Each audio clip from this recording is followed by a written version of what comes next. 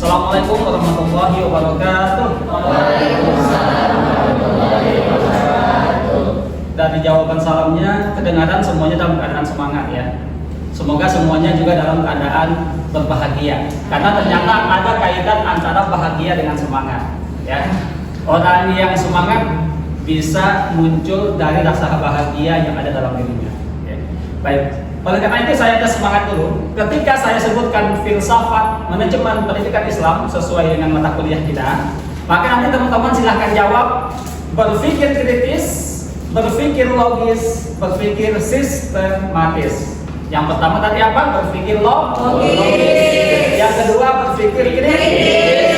Yang ketiga berpikir sistematis. Baik, kita tes semangatnya. Filsafat manajemen pendidikan Islam. Berpikir logis, berpikir kritis, berpikir sistematis. Terima kasih, tepuk tangan untuk kita. Sebelumnya sudah pernah melihat saya di kampus? Mungkin belum ya? Kebanyakan belum ya? Ya, karena memang mata kuliah saya tidak ada di semester 1 dan 2. Dan sekarang kita bertemu di semester 3. Dan ini merupakan pertemuan yang pertama kali. Oleh karena itu izinkan saya untuk memperkenalkan diri. Saya Sapri Alman, sebagai dosen yang berhomes di Prodi Manajemen Pendidikan Islam. Dan mata kuliah saya adanya dimulai dari semester 3 dan nanti di semester 5 juga ada. Teman-teman juga akan bertemu dengan saya nanti di mata kuliah microliving. Nah, sekarang kita fokus pada mata kuliah filsafat manajemen pendidikan Islam. Karena ini merupakan perkuliahan yang pertama, maka pada hari ini juga kita akan membahas tentang kontrak perkuliahan pada mata kuliah filsafat manajemen pendidikan Islam. Baik, untuk nama mata kuliahnya sudah disampaikan tadi. Kemudian untuk kode mata kuliahnya adalah MPI 61604. Kemudian untuk rumpun mata kuliah ini merupakan mata kuliah keahlian prodi. Jadi setiap teman-teman wajib mengikuti mata kuliah ini. Kemudian untuk rumpun SKS-nya 2 SKS. Satu SKS-nya lebih kurang selama 50 menit ya. Jadi kalau 2 SKS berarti satu kali pertemuan berapa? Berapa menit? 50 kali 2? 100 menit ya. Baik, kemudian untuk capaian pembelajaran pada mata kuliah ini ada 4 capaian. Yang pertama dari segi sikap atau S. Kemudian yang kedua dari P itu singkatan dari pengetahuan. Kemudian KU kompetensi utama dan KK itu adalah kompetensi khusus. Yang pertama kita lihat dari segi kompetensi yang akan didapatkan oleh teman-teman. Yang pertama dari segi sikap, mungkin ada yang bisa membacakan. Dari segi sikap apa? Bertakwa kepada Tuhan Yang Maha Esa. Kemudian sikap profesional, menerapkan prinsip etik, hukum dan budaya yang melandasi nilai-nilai humanis dan budaya bangsa dalam menjalankan tugas. Kemudian dari segi pengetahuan, memiliki pengetahuan terkait dengan pengembangan kemampuan berpikir kritis, logis, kreatif, inovatif, dan sistematis serta memiliki keyakinan terhadap kedua untuk menyelesaikan masalah. pada tingkat individual, masalah sendiri dan akademik terkait dengan integrasi keilmuan dan isolasi budaya paradigma keilmuan. Baik, untuk CPR yang ketiga boleh dibacakan oleh pasnya, silakan. Oke, yang bagian ini mampu mengembangkan diri, mampu mengembangkan diri dan meningkatkan keahlian profesional secara berkelanjutan. yaitu merupakan kompetensi utamanya. Kemudian kompetensi khususnya, silakan satu orang. Bagian ini memiliki keterampilan, ya silakan. Memiliki keterampilan Kerjasama dalam melakukan problem solving serta keterampilan pengambilan keputusan atau solution. pada aspek pelayanan manajemen pendidikan. Kemudian ada pun capaian pembelajaran mata kuliah. Dari mata kuliah ini yang pertama adalah teman-teman mampu menjelaskan konsep-konsep dasar filsafat dan filsafat manajemen pendidikan Islam. Kemudian yang kedua, mahasiswa atau teman-teman mampu menerapkan teori dan prinsip-prinsip filosofis dalam konteks manajemen pendidikan Islam. Kemudian CPMK yang ketiga adalah mahasiswa mampu menjelaskan isu-isu dan problematika pendidikan Islam dengan pendekatan filsafat manajemen. Kemudian CPMK yang keempat adalah mahasiswa mampu menyusun dan mengkomunikasikan solusi atas permasalahan manajerial pendidikan Islam berdasarkan pendekatan filsafat. Adapun sub CPMK-nya yang pertama mampu menjelaskan, mendiskusikan dan menyusun pemahaman tentang konsep dan ruang lingkup filsafat manajemen pendidikan Islam. Sub CPMK yang kedua mampu menerapkan, membahas dan mempresentasikan prinsip ontologi, epistemologi dan aksiologi dalam konteks manajemen pendidikan Islam. Yang ketiga, mampu menampilkan, mengevaluasi dan menyusun solusi terhadap problematika pendidikan Islam berdasarkan pendekatan filsafat manajemen pendidikan. Kemudian yang berikutnya adalah mampu menjelaskan, mendiskusikan dan menuliskan pemahaman mengenai teori kebenaran ilmiah dan etika keilmuan dalam pendidikan Islam. Dan yang terakhir, sub CPMK-nya adalah mampu menerapkan, mengkaji dan menyusun alternatif solusi filsafat terhadap isu-isu manajerial di lembaga pendidikan Islam. Adapun deskripsi dari mata kuliah ini adalah sebelumnya sudah pernah mengambil mata kuliah filsafat atau filsafat ilmu? Belum ya. Jadi gambaran dari mata kuliah filsafat manajemen pendidikan Islam ini adalah seperti yang saya sampaikan tadi, mata kuliah ini sifatnya wajib bagi teman-teman di Prodi MPI. Kemudian ditempuh pada semester 3 seperti yang sedang ditempuh oleh teman-teman pada saat ini dengan membuat 2 SKS. Adapun tujuan dari mata kuliah filsafat manajemen pendidikan Islam ini adalah agar teman-teman sebagai mahasiswa memiliki kemampuan menganalisis problematika pendidikan Islam dan mencari solusinya berdasarkan teori filsafat manajemen pendidikan Islam.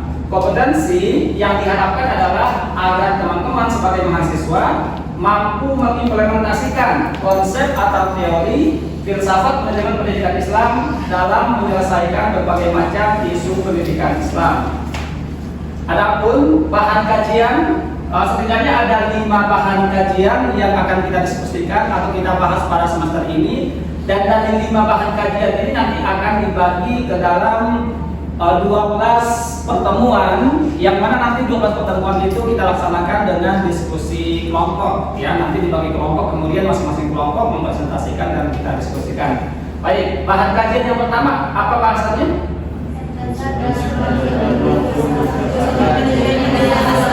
Konsep dasar dan ruang lingkup filsafat manajemen pendidikan Islam. Yang kedua,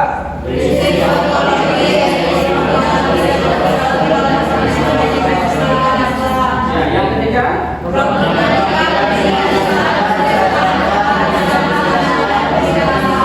ya, kemudian yang keempat adalah teori ya. Yang terakhir,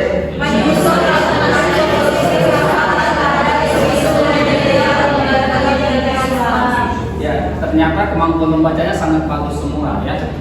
Tapi saya yakin kalau dalam filsafat itu kita tidak hanya membaca apa yang terlihat, tapi kita juga harus mampu membaca yang tidak terlihat gitu ya, termasuk membaca isi hati orang nanti ya. Baik, untuk referensi dari masing-masing pembahasan itu sudah saya cantumkan di sini. Ada 10 referensi utama. Kemudian salah satunya misalkan buku dari Ahmad Tafsir yang ditulis pada tahun 2005 dengan judul Filsafat Umum, diterbitkan di Bandung oleh PT Remaja Hostra Karya. Ini salah satunya ya. Nanti untuk masing-masingnya bisa dibaca. RPS-nya nanti akan saya kirimkan kepada Iksan Maulana sebagai penanggung jawab mata kuliah ini. Kemudian untuk referensi pendukungnya, ini merupakan hasil penelitian saya bersama dosen lain dan juga melibatkan mahasiswa, yang ini ada kaitannya dengan mata kuliah Filsafat Manajemen Pendidikan Islam. Kemudian untuk metode pembelajaran selama perkuliahan ini nanti menggunakan yang pertama namanya discovery learning, yaitu dengan menggunakan ceramah dan diskusi. Jadi dalam discovery learning ini teman-teman lebih aktif dalam pembelajaran, tidak hanya mendengarkan ceramah dari saya sebagai dosen. Kemudian yang kedua berkaitan dengan contextual learning, yaitu kita akan membahas topik yang berkaitan dengan bahasa kekinian tentang filsafat manajemen pendidikan Islam. Kemudian berikutnya adalah small group discussion atau diskusi kelompok, kemudian case based learning atau studi kasus, dan project based learning atau berbasis project. Baik, pada pertemuan yang pertama ini kita akan membahas mengenai konsep dasar dan ruang lingkup filsafat manajemen pendidikan Islam.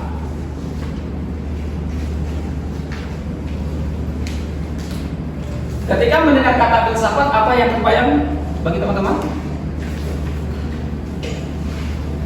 Mungkin berpikir ya. Apalagi yang lain? Cara pikir. Ya. Jadi untuk hari ini tujuan pelajaran kita yang pertama adalah untuk teman-teman mampu memahami konsep dasar filsafat manajemen pendidikan Islam. Kemudian yang kedua, teman-teman mampu memahami ruang lingkup filsafat manajemen pendidikan Islam. Oke. Foto yang di depan, teman-teman siapa tahu siapa namanya? Thomas Alva Edison. Ya. Saya mulai dengan kutipan quotes dari Thomas Alva Edison. Boleh salah satu dibacakan? 5%, 10%,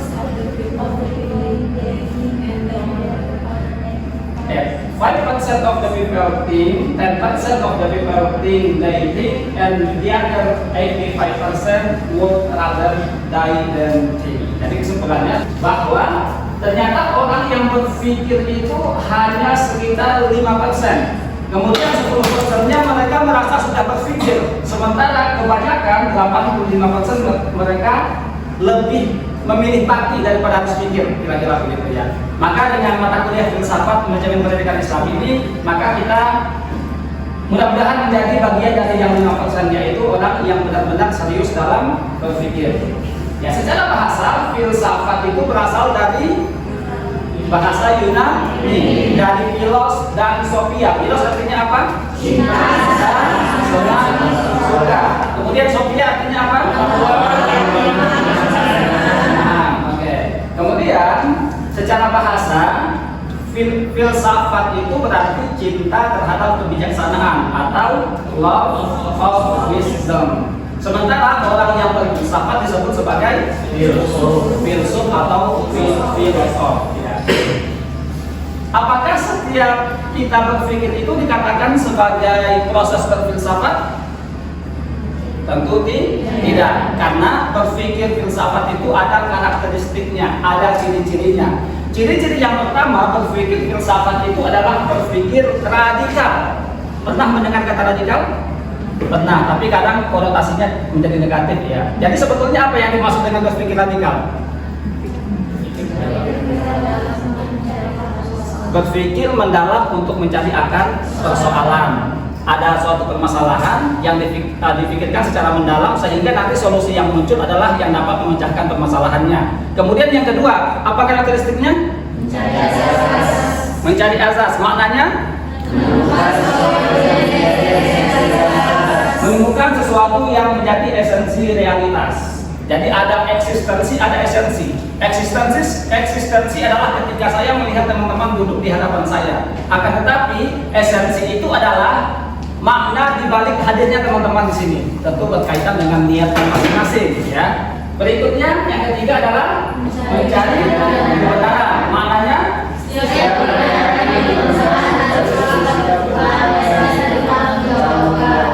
jadi kebenaran dalam filsafat itu sifatnya adalah relatif, tidak statis. Berikutnya yang keempat, mengeliminasi sesuatu yang jadi berpikir filsafat itu harus terhindar dari skeptis, dari keraguan-keraguan. Nanti ketika diskusi, ketika jawabannya mungkin bisa jadi itu berarti belum berpikir filsafat ya. Maka ketika diskusi nanti hindari kata-kata yang demikian, harus jelas referensinya diambil dari mana. Berikutnya yang kelima, yaitu berpikir logis, sistematis, berpikir rasional. Karena tadi apa yang kita lihat itu belum tentu sesuai dengan kenyataannya.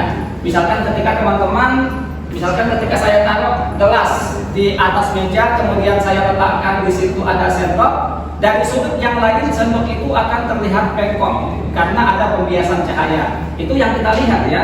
Kalau kita dekati ternyata sendoknya nggak bengkok gitu ya. Berarti kita harus berpikir rasional dalam filsafat. Kemudian sebagai kesimpulannya, filsafat itu adalah disiplin ilmu yang mempelajari tentang segala sesuatu melalui cara berpikir yang sistematis, rasional, mendalam, dan kritis untuk memperoleh pemahaman yang bersifat universal atau menyeluruh. Berikutnya, tadi yang pertama adalah definisi filsafat. Yang kedua, dari mata kuliahnya kata yang kedua kata apa? Secara bahasa manajemen berasal dari bahasa apa? Bahasa Latin dari kata manus dan agent. Manus artinya pangan dan agent artinya menggunakan. Sehingga digabung antara kata manus dengan agent menjadi agent yang artinya menangani. Ya. Kemudian kalau kita mengutip definisi manajemen dari sekian tokoh, dari berbagai tokoh, kita akan menemukan dua kesimpulan tentang definisi manajemen. Definisi yang pertama sebelah sana boleh dibacakan? Boleh? Boleh, berdua boleh, silakan. Dalam manajemen adanya pencapaian tujuan organisasi yang telah ditetapkan sebelumnya, baik tujuan yang bersifat khusus maupun tujuan yang bersifat umum. Ya, jadi khas yang pertama dari manajemen itu adalah adanya pencapaian tujuan organisasi. Yang kedua, silakan dibacakan. Pencapaian tujuan organisasi dilakukan dengan cara interaksi, koordinasi, pengintegrasian, dan pembagian tugas secara profesional dan proporsional untuk mengelola sumber daya yang ada, baik sumber daya manusia, tenaga kerja, material tanah, keuangan modal, maupun cara yang digunakan. Ya, jadi untuk mencapai tujuan itu di dalamnya juga ada interaksi, kemudian ada pembagian tugas. Pembagian tugas itu juga secara profesional dan proporsional. Ya, kemudian di dalamnya juga ada mengelola sumber daya. Apakah sumber daya manusia maupun non manusia atau SDA, sumber daya alam ya. Nah, sehingga dari definisi tentang manajemen itu kita sering mendengar beberapa istilah penting dalam manajemen. Yang pertama ada proporsional, ada profesional, kemudian nanti ada efisiensi dan ada efektivitas. Nah, sekarang coba kita pahami. Apa yang dimaksud dengan profesional?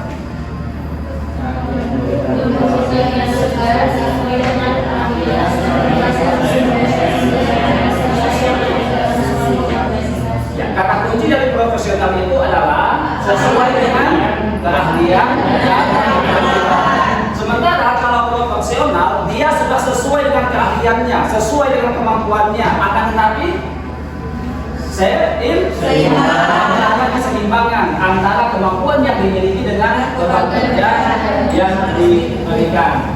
Kemudian yang kedua, efisiensi dan efektivitas. Mohon maaf, ini yang efektivitas yang kedua ya. Efisiensi apa maknanya?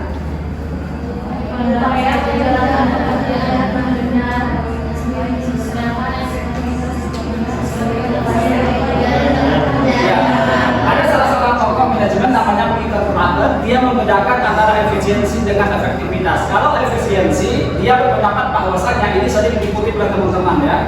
Efisiensi itu adalah upaya menjalankan pekerjaan dengan benar. Efisiensi menjalankan pekerjaan dengan benar, sementara efektif itu menjalankan yang benar atau sesuai dengan tujuan. Kalau misalkan teman-teman tadi berangkat ke sini dengan cara apa? Ada yang naik motor, ada yang angkot misalkan. Kira-kira yang paling efisien yang mana? Nanti masing-masing menyesuaikan ya. Atau yang kedua, efektif. Tujuannya ke kampus Unsika, tapi ternyata nyampenya di kampus yang lain. Berarti tidak efektif karena tidak sesuai dengan tujuan. Sudah sesuai dengan tujuan, lalu dipertimbangkan juga tingkat efisiensi atau caranya ya. Kemudian yang kedua, pendidikan Islam. Pendidikan Islam itu dimaknai sebagai proses pembinaan dan pengembangan diri menuju ketaatan dan keselamatan berlandaskan ajaran Islam. Ini tadi ada filsafat, ada manajemen, kemudian ada pendidikan Islam. Sehingga dari definisi tersebut kita bisa memaknai bahwa filsafat, manajemen, pendidikan Islam adalah, silakan nanti dibacakan. Kajian mendalam tentang hakikat, prinsip, dan nilai-nilai dasar yang menjadi landasan dalam proses pengelolaan pendidikan Islam, meliputi perencanaan, pengorganisasian, pelaksanaan, dan evaluasi dengan berlandaskan ajaran Islam guna mencapai tujuan pendidikan yang berlandaskan nilai-nilai keislaman. Ya, itu adalah definisi dari filsafat manajemen pendidikan Islam. Gabungan dari kata filsafat Islam. Berikutnya ruang lingkup filsafat manajemen pendidikan Islam. Ada 3, apa saja? 1. Ontologi. 2. Tiga. Ontologi, pertanyaan yang muncul tentang apa dalam ontologi? Objek ilmu, berkaitan pertanyaannya tentang apa? Kalau epistemologi tentang bagaimana? Tentang aksiologi tentang pertanyaannya apa atau untuk apa? Jadi landasan ontologis itu adalah mengkaji hakikat pendidikan, peserta didik, pendidik, dan tujuan pendidikan dalam perspektif Islam. Fokusnya pada pertanyaan apa?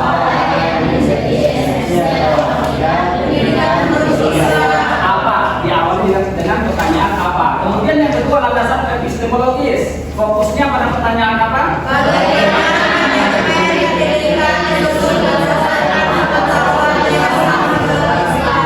Kemudian yang ketiga, yang terakhir, landasan aksiologis.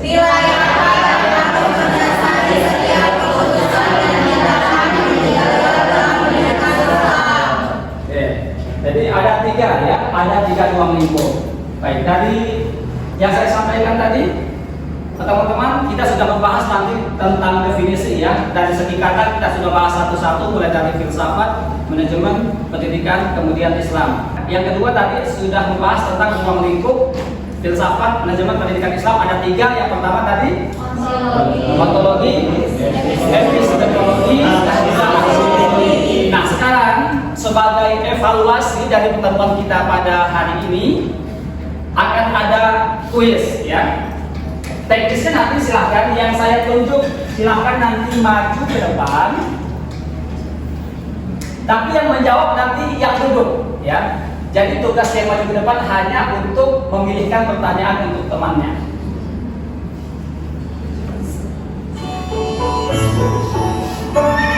Oke, baik. Ihsan, silahkan maju ke depan. Yang lain siap-siap untuk menjawab pertanyaan kuis ya. Kira-kira pertanyaannya apa? Saya silahkan kepada Ihsan untuk memilih kotak yang mana. Silahkan Ihsan dipilih kotaknya. Mungkin di sini langsung bisa. Coba. Bebas Pak. Langsung di sini mungkin bisa. Langsung di layar aja. Bebas ya. Pertanyaannya adalah, bacakan Ihsan. Sebutkan 3 ruang lingkup filsafat manajemen pendidikan Islam. Sebutkan 3 ruang lingkup filsafat manajemen pendidikan Islam. Silakan. Siapa yang akan menjawab? Langsung di tangan. Oke, silakan. Ruang lingkup manajemen pendidikan Islam, filsafat manajemen pendidikan Islam itu ada 3. Ya, 1. Pertama ontologi, yang kedua epistemologi, yang ketiga aksiologi. Oke, terima kasih tepuk tangan untuk kemudian berikutnya silahkan dibuka kotak yang belum dipilih. Adin, silahkan maju Adin.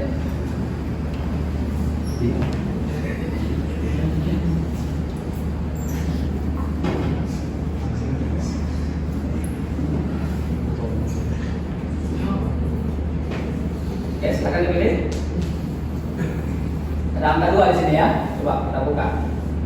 Ada 1, 2, 4, 5. Pilih salah satu. Langsung di sini saja. Atau coba di sana bisa nggak? Pilih salah satu. Nggak bisa. Jadi pilih 5 ya. Kita buka kotak 5. Jelaskan perbedaan antara efisiensi dan efektivitas dalam manajemen. Terima kasih Adin. Silakan duduk. Siapa yang menjawab? Dari sebelah kanan mungkin? Ya, silakan dijawab. Apa bedanya antara efisiensi dengan efektivitas? Baik Pak, izin menjawab. Efisiensi adalah upaya menjalankan pekerjaan dengan benar, sedangkan efektivitas itu adalah upaya menjalankan pekerjaan yang benar Pak. Ya, jadi bedanya antara dengan benar kemudian yang benar. Hanya di situ ya. Maka kadang kita perlu fokus supaya bisa ingat ya. Kemudian berikutnya, nah sekarang silahkan nanti sebutkan angka 321 ya.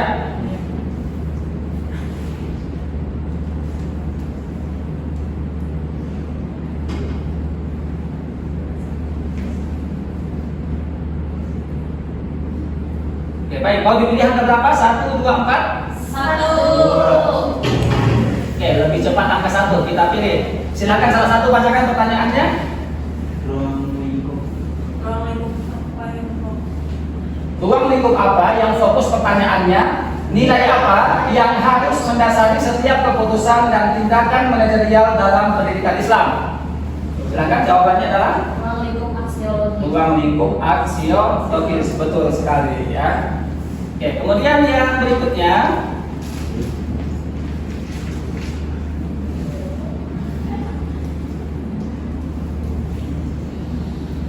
dua atau empat? Dua atau empat? Mau yang kedua apa yang keempat? Oh, nggak ada yang pilih kalau mau jadi yang kedua atau keempat ya. Baik, kita mulai dari angka yang paling kecil dulu, angka 2. Jelaskan definisi filsafat secara bahasa. Tadi dari bahasa Yunani ya. Siapa yang akan menjawab? Langsung saja diangkat tangan kemudian sampaikan jawabannya. Tadi dari bahasa apa? Yunani. Silakan, Adin. Bila saatnya cinta. Bilos artinya cinta, kemudian Dia yang artinya kebijaksanaan. Sophia artinya kebijaksanaan. Jadi filsafat itu adalah cinta terhadap atau love of wisdom. Yang terakhir, ini nggak ada pilihan lagi ya di sisa yang terakhir. Proses pembinaan dan pengembangan diri menuju ketaatan dan keselamatan berlandaskan ajaran Islam merupakan definisi dari ada kata Islamnya apa?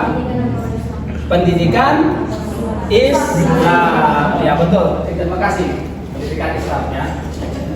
Baik, terima kasih atas perhatian teman-teman pada pertemuan hari ini. Dan untuk di pertemuan berikutnya,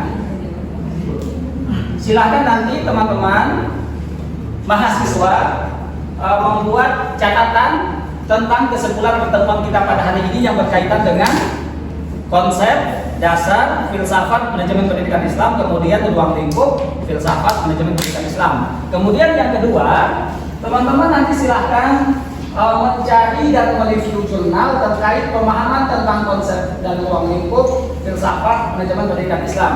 Di mana cari jurnalnya? Bisa di Google ya.